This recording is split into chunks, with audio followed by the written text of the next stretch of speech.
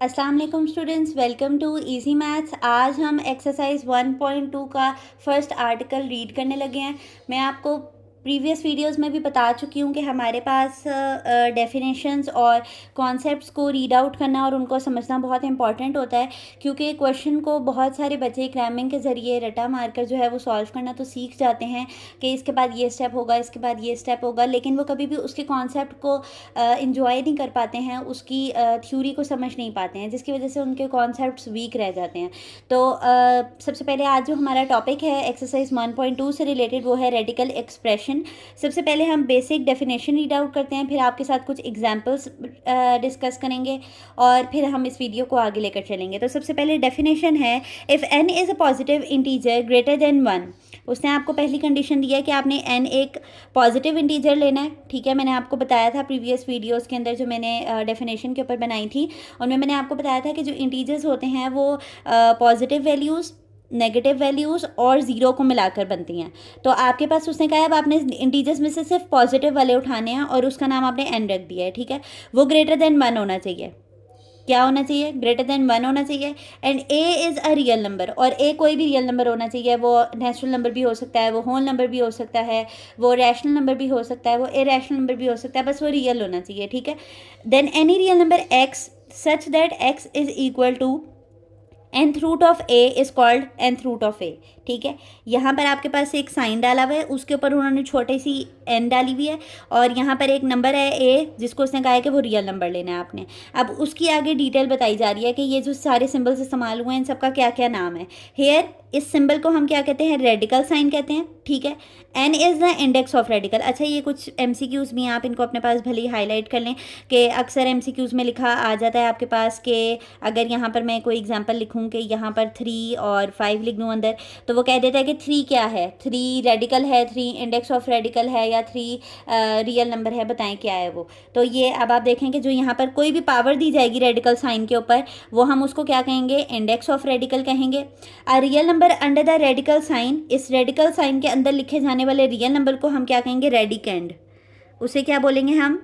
Radicand बोलेंगे। ठीक है, और फिर आगे उसने हमें एग्जांपल्स दी हुई हैं। ठीक है, तो अब हमने बेसिक डेफिनेशन पढ़ लिया कि अगर कुछ भी इस तरह का लिखा हुआ हो हमारे पास, यहाँ पर हमारे पास मैं लिख के दिखाती हूँ आपको कि यहाँ पे मैंने ये रेडिकल का साइन डाला। ठीक है, यहाँ पर पावर 3 डाल दी और अंदर मैं कुछ भी लिख लेती हूँ, 125 लिख लेती हूँ। तो हम अब मैं इसकी अगर मैं एक्सप्लेनेशन दूँ आपको, तो इस साइन को हम क्या कहेंगे? रेडिकल साइन कहेंगे। ये जो की पॉइंट्स है ना, ये आप अपने पास लिख लिया करें। हमारे पास जो 3 है वो क्या है? इंडेक्स ऑफ रेडिकल है। ठीक है, इंडेक्स ऑफ रेडिकल है। और जो आपके पास 125 है वो क्या है? रेडिकेंड है। वो क्या है आपके पास? रेडिकेंड है। तो इस तरह से आपके पास ये definition as a short question भी इंपॉर्टेंट है, और एज अ MCQs भी ये डेफिनेशन इंपॉर्टेंट है कि वो इस तरह की कोई भी वैल्यू देकर आपसे कह सकता है कि बताएं कि ये वाला जो साइन है ये क्या है? ये रेडिकल साइन है। इसके ऊपर जो छोटी सी पावर लिखी हुई है उसको हम क्या कहेंगे? उसको हम इंडेक्स ऑफ रेडिकल कहेंगे। और जो हमारे पास अंदर नंबर लिखा होता है उसको हम क्या कहेंगे? उसको हम रेडिकेंड कहेंगे, जो कि हमेशा एक रियल नंबर होगा। अब आपको यहाँ पर बेसिक से कुछ रेडिकल साइंस लिखवा देती हूँ ताकि आपको उनका पता चल जाए कि ये इनको सॉल्व आउट कैसे करते हैं। हमारे पास ये जो सिंपल होता है ना, जो हम बचपन से पढ़ते आ रहे हैं, इसको हम कहते हैं स्क्वायर रूट। इसको हम क्या बोलते हैं? स्क्वायर रूट कहते हैं। और बहुत सारे बच्चों को नहीं पता होता, हमने ये तो बचपन में सीखा होता है कि अगर इस तरह इसके ऊपर कोई स्क्वायर पावर है तो हम इनको कैंसिल आउट कर देते थे। तो ये क्यों कैंसिल आउट होती हैं? बेसिकली इस स्क्वायर रूट की पावर आपके पास होती है 1/2। इस स्क्वायर रूट को अगर मैं यानी इस रेडिकल फॉर्म को अगर मैं एक्सपोनेंशियल फॉर्म में लिखूं, पावर फॉर्म में लिखूं, तो इसकी पावर क्या बनती है? 1/2 बनती है। इसी तरह मैं यहाँ पर एक और रेडिकल साइन लिखती हूँ जिसके ऊपर मैं पावर 3 लिखती हूँ, तो फिर हम इसको क्या बोलेंगे? हम इसको क्यूब रूट बोलेंगे। और क्यूब रूट की पावर आपको समझ भी आ गई होगी कि इसको हम कैसे लिखेंगे? 1/3 लिखेंगे। इसी तरह मैं एक और रेडिकल यहाँ पे लिख के देख लेती हूँ। यहाँ पे 4 लिख दूँ अगर मैं, तो इसको हम क्या बोलेंगे? 4th रूट बोलेंगे। इसको हम क्या बोलेंगे? 4th रूट बोलेंगे। और इसकी पावर खुलने के बाद क्या बनेगी? 1/4 बनेगी। इसी तरह आप टू सो ऑन में यहाँ पर कुछ भी ले सकती हूँ, nth रूट ले सकती हूँ, और अंदर कोई भी रियल नंबर चलें आप यहाँ पर डाल लें, एज अ एक रियल नंबर डाल लें आप, ताकि आपको समझने में आसानी हो कि यहाँ पे कोई ना कोई नंबर आएगा हमेशा। ठीक है, तो इसको हम क्या बोलते हैं? ये तो आपकी डेफिनेशन में भी लिखा हुआ है, nth रूट ऑफ a, ठीक है। और इसकी पावर खुलने के बाद क्या बनेगी, 1/n बनेगी। तो बेसिकली ये कॉन्सेप्ट हमारे पास सवालों को सॉल्व करते हुए आसानी देता है हमें कि जब हम मैंने आपको भी ये एग्जांपल बताई कि अंदर कोई स्क्वायर टर्म बन जाएगी और बाहर स्क्वायर रूट होगा तो हमें पता होगा, हम उसको डायरेक्टली कैंसिल आउट कर देंगे। इसी तरह अंदर कोई क्यूब वाली वैल्यू बनती होगी, जिस तरह ये मैंने यहाँ पर एक एग्जाम्पल आपके लिए इसीलिए लिखी है कि ये देखें 3 125 है। अब आप 125 का एलसीएम लें तो आपके पास 5 का क्यूब आता है। 5 2 ज़ा 10, 5 5 ज़ा 25, 5 5 ज़ा 25, 5 1 ज़ा 5।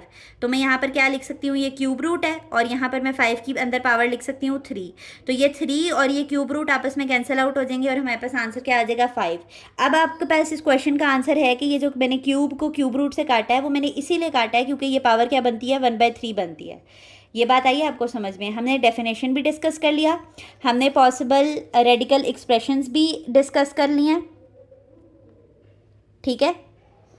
हमने पॉसिबल रेडिकल एक्सप्रेशंस भी डील कर लिए हैं और हमने एक एग्जांपल को भी सॉल्व करके देख लिया कि ये कैसे सॉल्व आउट होती हैं, ठीक है। बल्कि ये देखें, इन्होंने आपके लिए बुक के अंदर एक्सपोनेंशियल फॉर्म को लिखा हुआ भी है कि इस चीज़ को एक्सपोनेंशियल फॉर्म में कैसे लिखते हैं, x = a 1/n, ठीक है। अब हम चलते हैं लॉज ऑफ रेडिकल और लॉज ऑफ इंडिसेस की तरफ, ठीक है। लॉज ऑफ रेडिकल के बारे में मैं आपको इस वीडियो के अंदर डिटेल में बताऊंगी, ठीक है। और नेक्स्ट वीडियो में हम इंशाल्लाह लॉज ऑफ इंडिसेस को डील करेंगे, ठीक है। ये सिमिलर ही हैं। अभी आपने देखा कि यहाँ पर अगर रेडिकल साइन में की फॉर्म में लिखा हुआ है तो हम उसको लॉज ऑफ रेडिकल के तौर पे डील कर लेंगे, और अगर उसी को मैं एक्सपोनेंशियल फॉर्म में लिख दूँ यानी कि पावर फॉर्म में लिख दूँ तो वो हमारे पास क्या होंगे, वो लॉज ऑफ इंडिसेस होंगे, यानी पावर के लॉज होंगे, ठीक है। ये कुछ लॉज हैं जो आगे हमारे पास क्वेश्चंस को सॉल्व करने में हेल्प आउट करेंगे। तो इंशाल्लाह नेक्स्ट वीडियो के अंदर हम इनको डिस्कस करेंगे। तब तक के लिए अल्लाह हाफ़िज़। अगर आपको हमारा लेक्चर आसानी से समझ आ जाता है तो आप इसको, हमारी वीडियो को लाइक कर दिया करें और हमारे चैनल को सब्सक्राइब कर दें ताकि ऐसी आसान वीडियोज़ आप तक खुद ब खुद पहुँचती जाएँ। अल्लाह हाफ़िज़।